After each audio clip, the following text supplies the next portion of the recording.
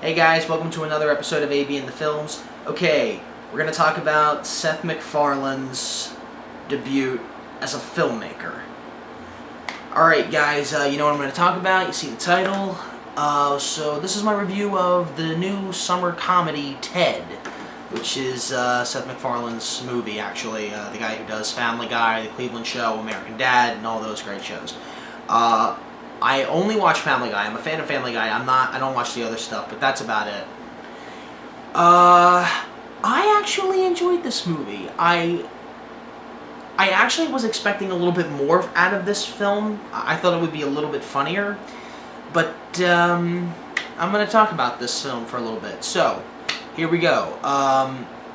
The movie starts, like, I don't really know how to say it. I mean, it's Seth MacFarlane, so if you're a Seth MacFarlane fan, or you've seen Seth MacFarlane's work, you kind of know where this movie's going to go.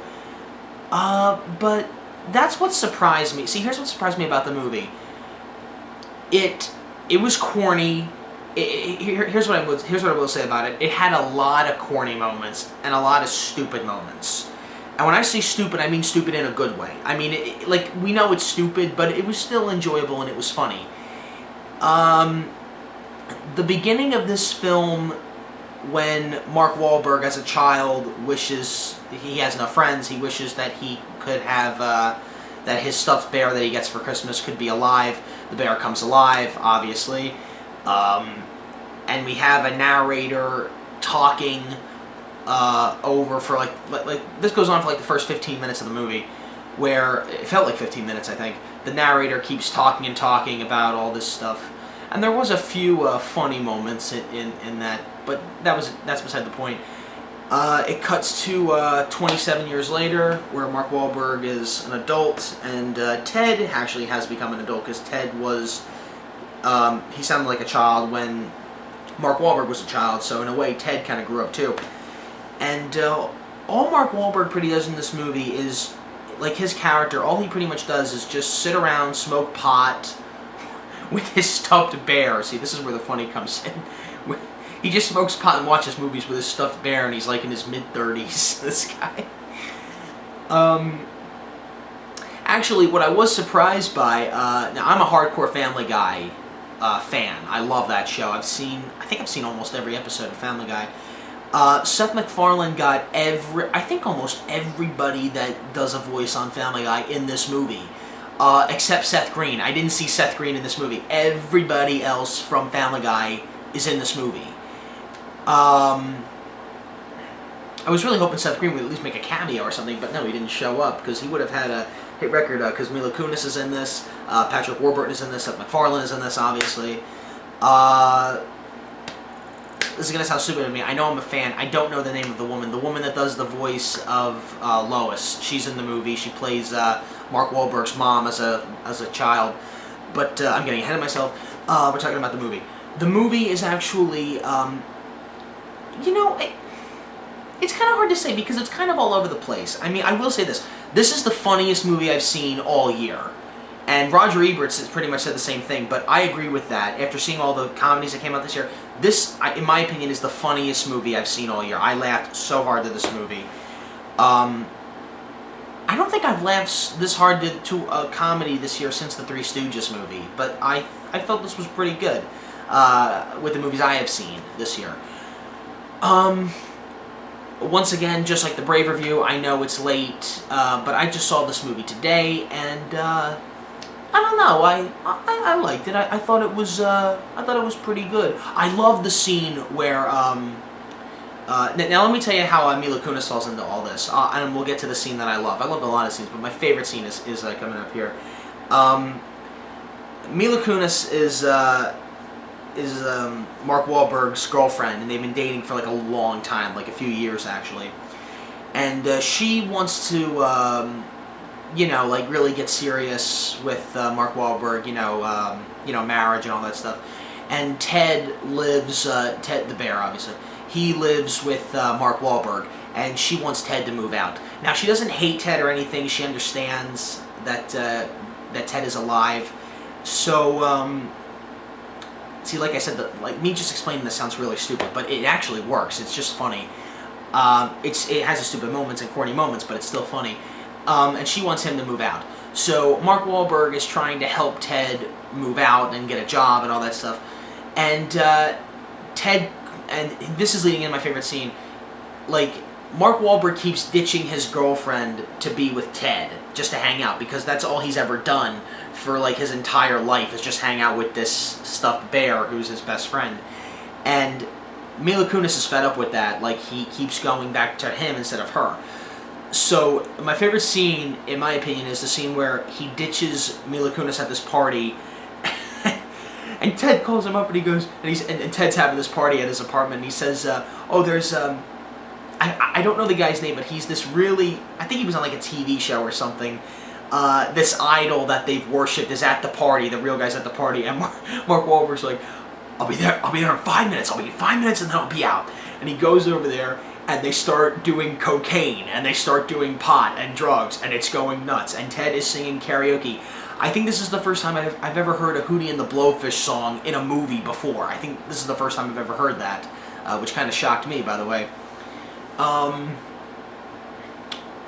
But that's my favorite scene. A lot of crazy stuff happens in that. Now you know where it's gonna go. Like, he realizes he gets mad at Ted, and then they play that, you know, like that music. We know they're gonna make ends meet at the end of the movie because they're friends and everything. Well, that was a good scene. But what I really loved was the ending of the movie, because, see, this is another corny moment. Spoiler alert if you haven't seen this movie. Here comes the spoiler. Mark Wahlberg and Mila Kunis, they do get married at the end of the movie. The wedding scene takes place. And then at the end, the narrator comes back on, and he tells the audience what happened to all the characters in the movie, which, in my opinion, I never like. I don't think that's entertaining. I find that really stupid, because they're fictional characters. We don't really care unless they're really interesting and complex characters. Like, if it happened at the end of Pulp Fiction, it still would have been bad. It's not a good thing you do in a movie. It's almost like you're reading a book. You know, it's a movie. Why don't you just show us instead of tell us? You know what I mean? But you know what? It was pretty funny the way the narrator explained where everybody went. That was funny. I also forgot about this. There's also this thing that I found so predictable. There's this guy, I don't know his name, but he looks so familiar, this actor. There's this really creepy guy and his fat son. They keep throwing that out there, that he's fat, which I laughed so hard at those jokes. He wants to steal Ted away from Mark Wahlberg, because Ted is basically a celebrity, because when Ted... See, here's another thing that I really enjoyed about the movie, because people always... This is always a hit and miss when it comes to movies like this, when you have preposterous things happen in a live-action flick. When Ted becomes alive, and Mark Wahlberg as a kid shows his parents that he's alive, they actually are blown away by that, shocked. And everybody across the world knows Ted. Like, they're blown away by this. Like, this gets media attention and everything. And I was shocked by that, because usually when something preposterous like that happens, no one in the world knows about it except for our main character and the characters here. Like, this is getting no media coverage. This is a stuffed bear that can basically walk and talk by himself, you know what I mean? I mean, this bear smokes pot. Hello, media attention, you know, so that gets media attention. So Ted was basically a celebrity, and they did something that I found really interesting, and I watched it, and it took me right back to Forrest Gump, and I watched it, and I said, wow, how the hell did they do that? There's a scene where they showed Ted doing TV interviews, and he gets on The Tonight Show with Johnny Carson. I am not shitting you. I don't know how the hell they did this. Johnny Carson, the real Johnny Carson, I'm positive it was, he looks over and he's looking down and he's talking to Ted, you know, on The Tonight Show. And I was blown away by that, how they did that, because Robert Zemeckis did. I think they went up to Bob Zemeckis and to the special effects department for Forrest Gump, because they did the same thing in Forrest Gump, you know, with Tom Hanks talking to all those celebrities and meeting the presidents and everything, because it looked like he was really there.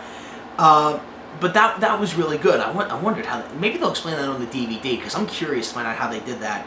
But anyway, back to the creepy guy. This guy is trying to steal Ted throughout the whole movie.